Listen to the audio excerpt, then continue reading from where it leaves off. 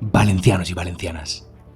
En el año 2021, nuestras queridas fallas se enfrentaron a un desafío sin precedentes, la pandemia global que cambió nuestras vidas de formas inimaginables. Pero en medio de la incertidumbre y la adversidad, nuestra resiliencia y amor por nuestras tradiciones brillaron como nunca antes.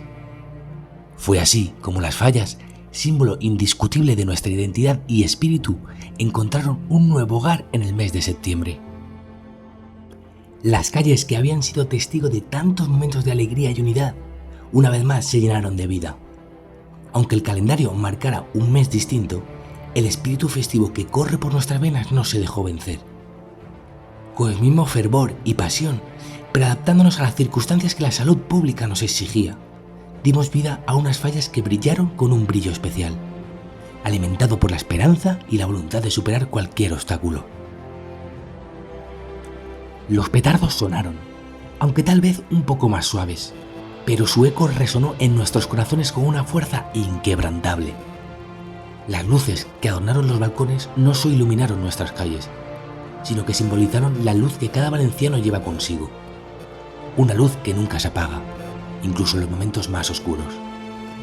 Las mascletas retumbaron en el aire, transmitiendo un mensaje de unidad y determinación que llegó a todos los rincones de nuestra tierra. La emoción de contemplar una falla erguida no se vio mermada por las circunstancias, al contrario, se magnificó. Cada ninot nos hablaba de historias de valentía, solidaridad y esperanza, recordándonos que las fallas no son solo estructuras de cartón y madera, sino representaciones tangibles de nuestro espíritu indomable. Y así, en septiembre de 2021, dejamos una marca imborrable en la historia de nuestras fallas. Celebramos no solo nuestra capacidad de adaptación, sino también nuestra dedicación a mantener viva la llama de nuestra cultura y nuestra identidad. A través de las luces, la música, las risas y los corazones unidos, demostramos al mundo que nada puede apagar el fuego que arde en nuestro interior. Valencianos y valencianas, recordemos siempre este capítulo en nuestra historia.